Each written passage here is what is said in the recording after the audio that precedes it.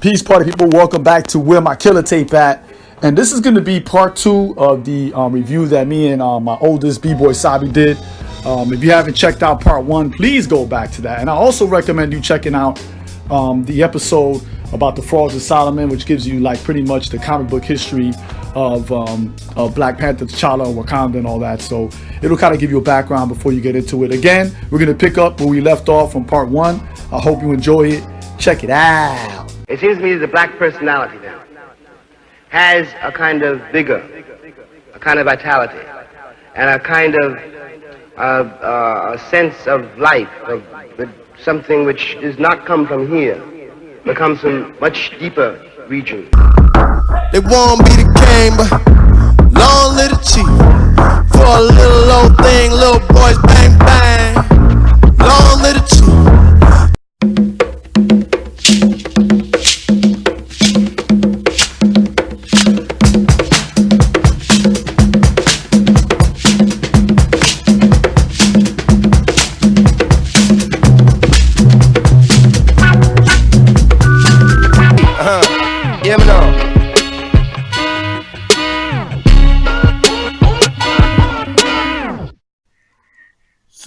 So you were saying that you want to get into how they could have handled things differently, I guess, in Yeah, the plots, in the plot. yeah, not necessarily like bad, just like different directions. I think would have been cool. You heard we were talking. I can't remember if I said it earlier about I did about how I wish this like Bash showed up. Like to give T'Challa back his powers. I thought that would have been cool. I think a better I've actually felt since I want to say honestly since after Winter Soldier.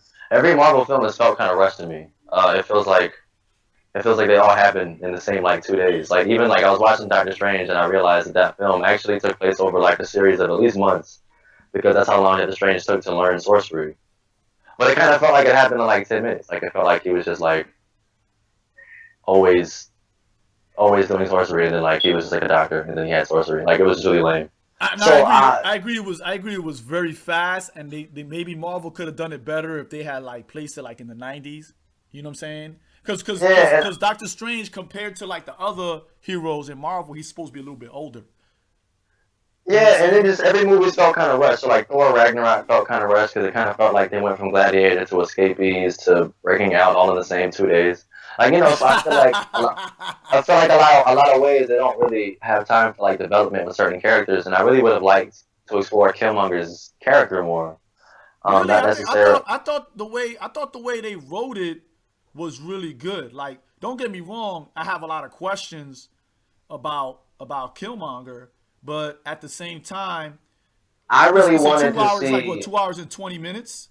It was, and it's for some reason still felt rushed. I don't know, but I would have liked to have seen. We got to see, what it was like as an American black kid looking at all these rich Africans. We got to see what it's like as like an African guy, and he got checked a bunch of times about how he doesn't understand black people. I would have liked to have seen Killmonger like really look at Wakanda and be like, "Oh snap!" And maybe they kind of did that on purpose. He's an American. I mean, don't get me wrong. His dad was Wakandan. Unfortunately, they don't say anything about his mother, right? They don't say a damn thing about his mother. Like they don't even mention her name. Like she didn't have a name, right? So like, I mean, they didn't even give her like an occupation. Usually they give you at least an occupation, right?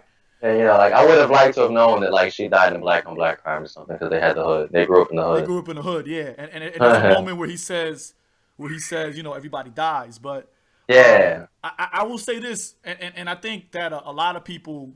I've heard a lot of people say this. They feel disconnected, because he was raised as an American, And I remember there's a point where there's a scene where like Everett Ross is like, he's not Wakandan, he's an American. He's like he's I love that. And then Shuri comes into the council and she's like, he's not Wakandan. He's a special forces. And like as a matter of fact, he's not Wakandan, even though he's sitting in front of you like, yo, I'm Wakandan. Like.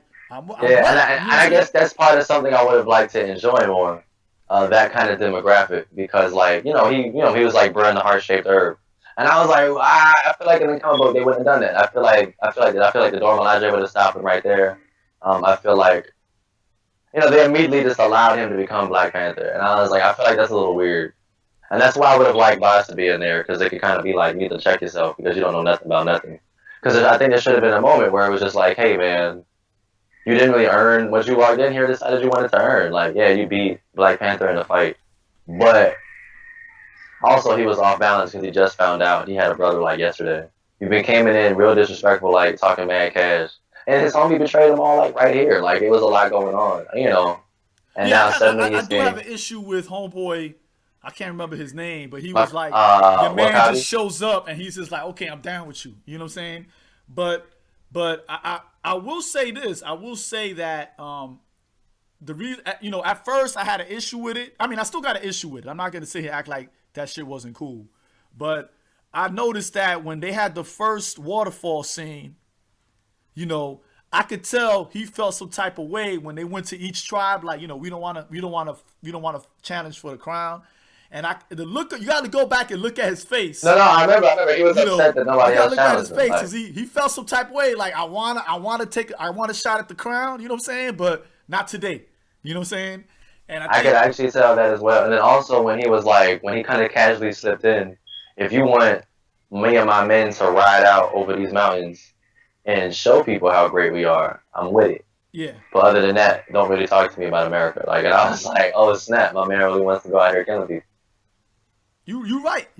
You know, you right. And I see why a lot of people had an issue with it, because, you know, it was like a quick turnaround. You know, he comes off as loyal, but you know, I tell people, it's funny because when you read the comic book, I know I'm being an elitist dick right now. When you read the comic book, there's people that are scheming for the throne. You know. Yeah, I guess that's another thing. I felt rushed because we never really got a viewpoint. It's still ultimately it's still about politics, right? It's still about being in charge and making sure your crew, your gang, you know what I'm saying, the border gang, you know, like that they up on top. You know what I'm saying? You know, and I think people gotta recognize that you know what I'm saying, that it's still politics. You know, like it's not perfect, right? And this is why I have to give like a quick shout out to BET actually, which never happens. Me and Amani we dug up that 6-episode Black Panther TV show. Overseen by Reginald Hudlin. Yeah, and what's dope about that is if you watch that before you watch the movie, it kind of like perfectly fits, even though kind of not. Like some things kind of contradict. But as far as like the backgrounds of the characters and the different dynamics and relationships and different stuff, it kind of fits. Like it helps. Like it gives a really good context. Like, so like that was actually really dope to watch that and then watch the Black Panther. The funny part is when I tell people that BET did a joint, they're like, "What?" And I'm like, "Yeah." I said it's actually pretty dope. It's on Netflix. They're like, "Yeah," you know? And I was like, "Yeah." Jaimin Hunso is Black Panther. Yep. Jill Scott is Storm, and Kerry Washington is Shuri. Yep. And they're like, "Really? You get out of here, you lying." I'm like, "Yeah. I'm dead. I'm dead ass." But this is a great spoiler. This is a great spoiler that I want to talk to somebody about. Winter Soldier was awake. Yeah, in the movie. That's a big deal. I mean, but remember that their technology is different. You know what I mean? No, you're right. But like, imagine what all he knows. They were probably able to break those. You know, all that conditioning that they did to him. They were probably able to break that and figure it out. You know what I'm saying? Like they have. I know, but I'm saying that's really cool. Like that's significant in the Marvel universe. Like that's a pretty big deal. It is. But if everybody's gonna do it, it would have been them. You know, because he's gonna be needed for Infinity War. So which I believe he's gonna become the new Captain America. But that's just me. So I'm pretty sure. So yep. But anything else you had an issue with? Anything else that you were like, you know? An issue with? I kind of didn't like how quickly M'Baku switched to end up teaming up with T'Challa again. But I also like that he gave good jump up. In the comic book, the Jabari lands is like, you remember in The Lion King where he's like, you don't want to go. You see where the sun don't set. You don't want to go over there. You know what I mean? And that's how Jabari is in the comic book. Like they almost treat them like they treat like American blacks. Yep. Y'all don't want to go over there because them cats is wild. You know what I mean? And in Ta-Nehisi Coates' run, they give problems to Wakanda. They give Wakanda problems. You know what I mean? So, and they on some Congo shit. They on some, let's, rape women and send them around and sell them and all that. They on some wild shit, like, Yeah, So, and they're like also considered pagans as well yes, in the yes, in the mythology of Wakanda. They're actually they're like heretics. yeah, yep, exactly, because they don't worship Bast. Yeah, so Yeah. so to see how they were treated in the movie, and you're right. I guess it's because you read the comic book for so long and you look at it as M'Baku as this whack dude, and the Jabari like, yo, you like, and then they come on. I didn't trust them because of that. Yeah, exactly. Like I expected a lot more problems. But I also did like when he was talking to Angela Bassett when she was like, my son was murdered, and he was like, was it a murder or was it ritual combat? Because I lost in ritual combat and he wasn't saying I was cheated. So. And again, that's like what he did was all political. Like all of that was. No, exactly. It's all politics, and I. He was like, I'd rather have you than an American black on the throne. Like real talk. True indeed. So I thought that was dope. Oh, I thought the scene where T'Challa goes to the land of the dead and tells all the kings off is the dopest scene in the whole movie. Which they show Bashenga. They show him. Who's Bashenga? Bashenga's the first Black Panther. Yeah. They show him in Jack Kirby dress because later on when they brought him back, because in the Jack Kirby's run, he had the big crown, the big furry crown. And then later on, he was brought back as just having the Black Panther mask with the necklace, and he was topless, right? Yeah. With the claws, So I liked how they brought Bashenga, and I was like, oh, that's Bashenga, you know what I'm saying? So that was really dope when they got to meet, and they had some women that were Black Panthers. I thought that was dope too. Which I tell people that eventually in the comic book, Shuri becomes queen, I tell people that too. Yeah, Shuri becomes a Black Panther. Yeah. Well, I told them I was like, not only is it hereditary, I was like, any member of the royal family is expected to be able to take up the mantle of Black Panther at any moment. Because for a minute when T'Chaka was killed, his brother was actually holding the throne for T'Challa. Yeah, in interim. Yeah. Yep. Yeah, and I was telling people, every member of the royal family is expected to be able to be Black Panther. Because you never knew who the Panther Goddess was going to reject. So, exactly. It wasn't good to put all your eggs in one basket. So everybody was expected to be able to take the job. Because if your uncle or your brother or whatever was unworthy, it fell onto a cousin, some cousin somewhere down the line. Because it's also the hereditary, guardian of Wakanda. I did dang, I was on the tip of my tongue. Few things I like. I liked at the very, very end that the white boy had to do the Black Power symbol in order to save everybody. Because some people tried to spell out, they still had a white messiah at the end. I was like, what part about that was a white messiah? He got sidekicked because he was like, what do you guys want me to do? And they were like, oh, you can pilot. You're an excellent pilot. And he was like, bro, come on, really? Yeah, really? I can't be out here. We even made it American for you, American style for you, right? Yeah. So they sidekicked him, which was and then. It was all stuff she invented. He didn't even know how to work it. He needed her help the whole time. Pretty much. While she was fighting, while she was multitasking, she had to give him instructions, right? Yeah, and he had to do the Black Power symbol. Yep. Yeah. to save everybody. He was forced to recognize. You know what's funny? In the Christopher Priest run, Everett Ross gets owned more. You know, Dad, I'm gonna need you to stop bringing up comic book stuff in context of the film, because if your film requires you to do homework, you failed as a film. You're not able to create a self-contained story. I do admit that our background in comics gives us a unique context, but this is a film review, bro. We're not talking about Black Panther's characters. You got it. You snobbish right now, man. They don't know that. They don't know that. You know what I mean? They don't know that. You're right. That's secret intel. Y'all gotta buy the comics to find out. Support your local comic shop.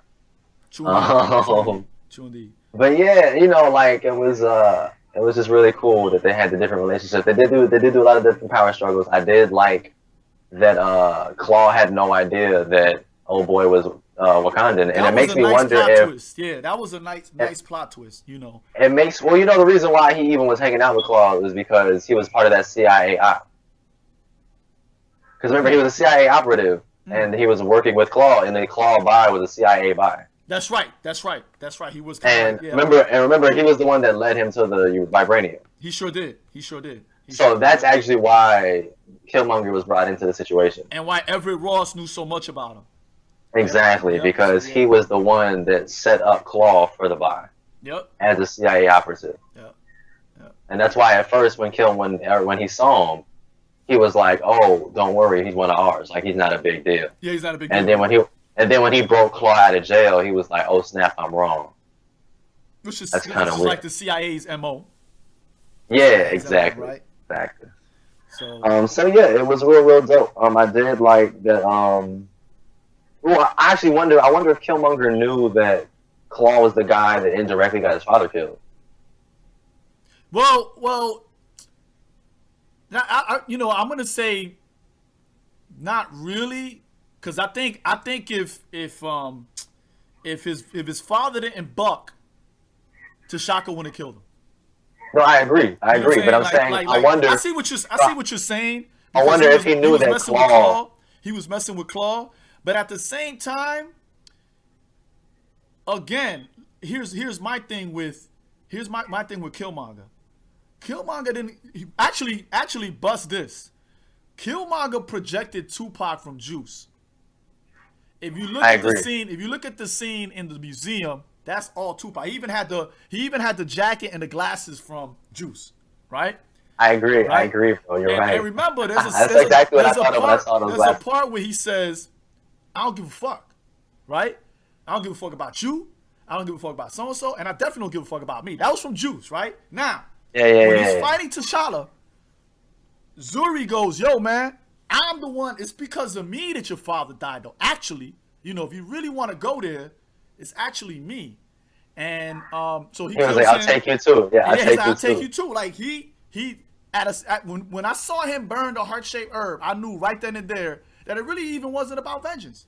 It was really all about Killmonger, and he did not give a fuck. That's what he said at the end. Like I said, when he was fighting Black Panther, Black Panther was like, "This is going to destroy the world." He was like, "It took everything from me." And here's another clue, because they had war dogs all over the world, and when they were giving them the intelligence report, they were like, the only war dogs that are down are the ones in New York, the UK, and China. Yeah. And he was like, "All right, well, we'll just do them. We'll give them a go. Give them go. You know what I mean? We'll worry about everybody." And I'm like, most of the war dogs are like, "Yo, we're not doing it." You know what I'm saying? So you should kind of be like, as a regent, you want to be like, "Yo, hold on, I got to bring everybody back in line." You know what I'm saying? But you could tell that he did not give a fuck. So he probably did realize that Killmonger was with his dad and all that, but he was like, he did realize that Claw was indirectly involved, but he's like, "I got to get an end to Wakanda." You know what I'm saying? Yeah, and he was like, "This is my end." To go back to Wakanda was to kill, Claw, and that was his end. So I posit this theory that Killmonger could have gone back to Wakanda whenever he wanted virtually, because like he literally had a map, and he had the ring, and he had the mouth tattoo. Yeah, he had the war dog tattoo. Yep. Oh. Yep. He technically could, and then I was like, I tell people the reason why Chaka didn't bring him back is because the council would have recommended killing Killmonger as a baby, because if he brought back the baby, he would have had to tell them why, whose it was, and then he would have had to tell them why they left him there, and why he killed him, and he couldn't tell nobody his brother was a traitor, because remember he said that, like, "Don't tell nobody." He told his man right away, "Don't tell nobody." Yep. But I mean, I think it's one of those things where it would have brought shame to the throne if your brother betrayed Wakanda. But at the same, I'm saying that, and they would have killed Killmonger. You know what I mean? Like, yeah, you're right. They wanted to wipe that clean. Yeah, and as a monarch, as a king, you got to make those decisions. And he even says it. T'Chaka even says it. You're a good man with a good heart, but a good man can't be a king. He didn't say he can't be. He said it's hard. It's hard to be. He said, "You're right. My bad. He said it's hard to be a king." Yep. So yeah. Because I tell people that, because people keep saying that. I'm like, he didn't say don't try though. Like he just said it's difficult to do so. Yep. It's totally possible, and that's what I like. I like that. As great as Wakanda was, their own extremism really caused their problem. And true. Like, because if they weren't the kind of society that just hated the outside world, they wouldn't have left the baby from there, like, because they wouldn't have been. It would have been a whole different situation. You know what I mean? And Or like, that's you know, the they're- thing. The thing about isolationism in Wakanda is that was the policy that all the kings did. That was just their policy, to the point where everybody bought that story lock, stock, and barrel. Everybody was like, you can't bring refugees here. It's gonna be like everywhere else. You can't do that. That's not what even Okoye was like, we don't do that. We don't just go out and fight people. That's not how we get down. It's like everybody. Yeah, I like that. Okoye was like, yo, you know. Nakia was the only one that was like, Nakia, a black woman, was the only one that was like, we can help by doing this and that. Like, we don't actually, we could do this and that and help people out. Like, we could help some people out, you know what I'm saying? Diplomatically, you know what I'm saying? Ways. Everybody else was like, which is, again, that's because, when he goes to visit his dad the second time, he tells him, all of y'all was wrong. All of y'all was wrong. Exactly. The way y'all wanted to protect Wakanda was wrong. Isolationism is just not a good idea, Yeah, and it's like they just create, extremism creates extreme situations, and now we leave babies behind, and those babies is murderers. Like, yep. Wakanda has been safe for 1,000 years, and they're the ones that didn't, engineer their own downfall. Like, it's pretty funny stuff. Yeah, but I'm glad that they really discussed it and it was nuanced, and you had and what was dope is that Nakia was right from the beginning. Like, she was right. As soon as she walked up and was like, this is how we should do it, she was right, and we see T'Challa actually take that policy and put it in. I kind of wanted to see Shuri throw hands more. Yeah, I know. She was only like 16 in this. I know that. 16, so that's why I think they did that on purpose, is I don't think that, because, I believe in Infinity War, they're going to kill off a lot of people. And I don't think they're going to kill off T'Challa. But I know a lot of people are going to get killed because nobody has renewed their contract. Like, a lot of people have not renewed their contracts, So I think they're going to kill off a bunch of people, but they're going to keep Shuri young. They want her to grow. I guess they want her to grow into adulthood. It's kind of annoying because all these Marvel movies are kind of like formulated. It's like they all got the guy. And then like the guy that tells you you're not nice enough. And then the guy that tells you you're like, all Marvel kind of had these core characters now. Yeah, where their supporting cast is what helps build up the main character. Like, I think. Yeah, but it's always that guy. I think that plot device is what makes them really good stories. Because you could just have just a superhero and then the damsel in distress. But they want to try. And don't get me wrong. I think Black Panther is a complete departure from the average MCU movie. It was in a lot of really great ways. A lot of so really many great levels. People could sit here and debate, it's because because we have Asgard. So that's kind of like the same situation. It's political and everything, but they don't really give you. They don't really flesh out the characters, even though they had 3 movies to do it in. I mean, heck, in Thor Ragnarok, they killed his homies. They killed the Warriors 3. Yeah, the Warriors. We've never even seen a full scene of the Warriors 3 being Warriors 3. They're just like little prop points. Exactly. Whereas we can tell you Shuri's political leanings. We can tell you who's married to who in Wakanda. We can tell you how the Dora Milaje feel. We know who the council people are. Like, we know we have these people that are fleshed out. And, Wakanda is actually a character in the story, whereas with Thor, the Thor movies, Asgard was just this really fancy place. Yeah, it's just there, and here in Black Panther, Wakanda is an actual character, So I guess that's a good thing, right? Yeah, it was really well fleshed out. The movie was just really well written. Really no two ways around it. Exactly. And aside, I keep telling you that, like, anybody who doesn't want to see the movie, I'm like, yo, aside from all, like, if your heart isn't smelling with black love, it's actually really still an amazing movie. Like, dude, Kevin Feige said, and I know this is for the white guys, he said it's the best directed. There's people going online, a lot of white dudes going online saying that Ryan Coogler fixed the Marvel problem, which is their villains are whack. Like, they're saying that he fixed it. Like, Killmonger is how they want their villains to be, fleshed out nuanced, compelling character. Where you like he's the villain, but I kind of feel what he's saying, And like the X-Men movies failed to do that with Magneto. They really failed to do that with Magneto. Even though I like Michael Fassbender as Magneto, like they never really, you don't really feel like I could fucks with Magneto in the movies. You know what I'm saying? He's like a jerk. Yeah, he's like a jerk. He's like a dickhead. So it's like they got it. Like Ryan Coogler got it right, and there are people coming out saying it. Like this is how you do it. Like I'm really shocked. I'm really surprised. Like I'm like, but like you said, it's outside of the African diasporan pride. It's actually a dope. It sets up Infinity Wars beautifully. Because I was like, good thing is going to start giving out technology now. Because now they're going to have a fighting chance against Thanos. This is a lot of important stuff going on. Like, it's important things happening in the Marvel universe.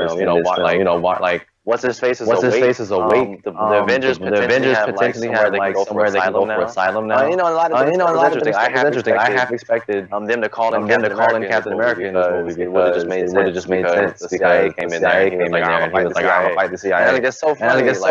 Like really have like Captain America owes you a favor. He can't just sit what happened, and then there'd be literally no problem. But he was just really stubborn. It was like, we don't mess with white people.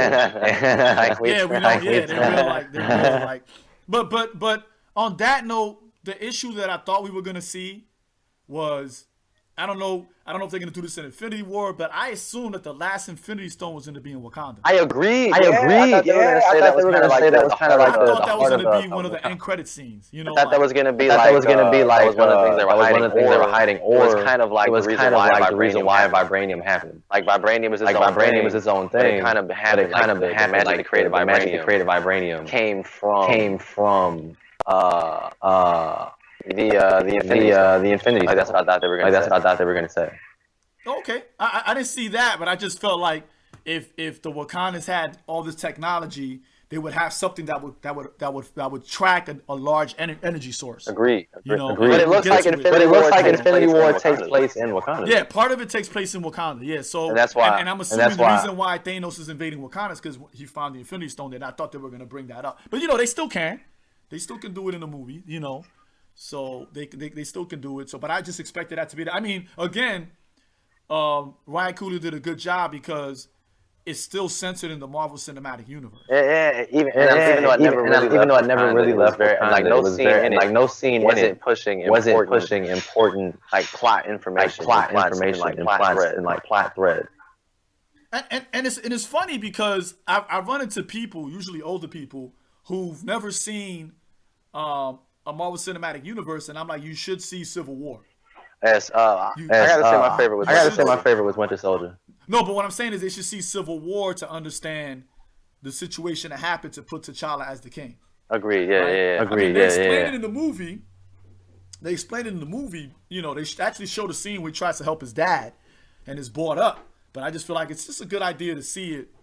To really see that context and the emotion, yeah. Exactly. So why does T'Challa get upset when M'Baku says you couldn't even help your own father? There's a reason for that. When everybody kept bringing that up, I was like, y'all are hilarious. Yeah, I know. Because Killmonger brought it up. Like you said, M'Baku brought it up. They were all like, again, that the respect they had for the Black Panther was amazing. At no point, T'Challa's brother was not going to shoot. When he got serious, he was like, bro, shut up. He did because he would just never betray his king like that. Even Wakabe, he had beef with Black Panther. His respect, I'm not gonna make him move until I can really make a move. At the end of the day, he's still my king. And we all respect that. Even M'Baku, when he was asked to take the heart-shaped herb, he immediately stopped playing around. Like he was playing around with him. He was like, whoa. And if Black Panther had been dead, it might have been different. He might have eaten the herb, but. Yep, I think so too. But it didn't even occur to him to do it. Because he was messing around. I guess he was spraying on him. He had a chess piece that he didn't want to reveal, and but they kind of one upped them when they showed him the heart-shaped herb. He's like, oh, damn, Yeah, I got he it. was like, Yeah, exactly. he was like, yeah, exactly. Y'all It's trying trying to give this serious. If y'all are trying to give this to me. Yeah. And at no point did it even come to his mind. He was like, well, nah. He was like, well, nah. Charles like he's a. Yep. You know, and according to all our rules, and according to all our rules, you lose ritual combat by he's surrendering not or dead. dying, and he's not dead. So As far as I'm concerned, he's as still far my as I'm king, and I concerned, he's lost. still my king, and I lost. Like, Fair and square. Yep. Fair and square. Yep. Fair and square. So I thought that was real. Anything else? Any other plot points you want to discuss? No, that's about it. I think that's everything I can gander on. Okay. Well, I want to thank you, X-Man, for coming on the show. I know we had technical difficulties. I was trying to get you on earlier, but I appreciate it. What I wanted to know is if you want to give people your contact information, your Twitters, your Facebook, whatever, how they get a hold of you. Because you are an artist, and you know you do spoken word, you do get it in, you do panel discussions, you do all those things. And you know, how can they get a hold of you? You know, Instagram is just B-Boy Sabi, B-B-O-Y, C-A-B-I. Instagram and the Twitter. I'm not ever on Twitter. David Rodriguez. I share a lot of wacky flyers and wacky posts about my girlfriend. Okay, all right. So y'all heard it first. Yo, again, it's always a blessing and an honor. And it's funny because X-Man has always pointed out that since he's been like 4, all of our discussions have been about geek culture. You know, and it's gonna probably be that way till my heart stops. Yeah, so like he mentioned our reviews. Our first review was actually Black on Both Sides. Black on Both Sides, entirely by Most Def. We collaborated on when I was in high school. Yeah, I'm gonna put that on Medium.com, and that way, I mean, it's on Medium.com. I'm gonna put it in the show notes so you guys can see it. And I'll put your information in the show notes as well. Any last party shots before we go? Y'all just mad that the light skin guy. That's why y'all keep pushing. That's why y'all keep pushing this Michael B. Jordan thing. Y'all like, y'all like, I can't be the bad guy. Yo, I really like him. Like his jawline is perfect. Nah, bro. That's what everybody's saying. Yo, we see you. You know what I mean? We see you. Everybody keeps trying to make it sound like. But yeah, that's all I gotta say. That's all I gotta say. I just mad that the bad guy was light skinned. It's okay. All right, man. Well, you heard it here. Yo, I love you, man, and I hope we get a chance to do it again. You actually are my first guest on Where My Killa Tape At, so this is history again. Doing it again. Every time me and the X-Man get together, is always history. So, yo, we'll say peace out to the people. All right, peace from the Middle East and a bottle of hair grease.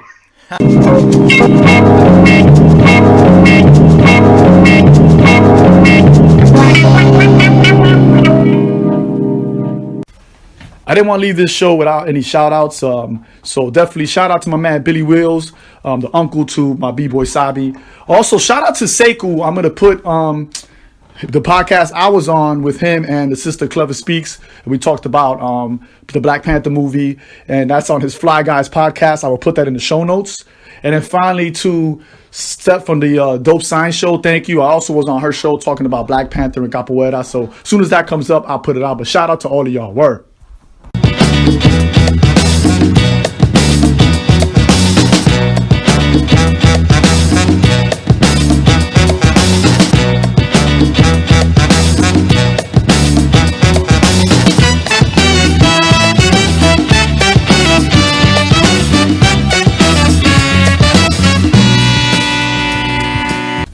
So there you have it, part 2. I appreciate y'all checking us out.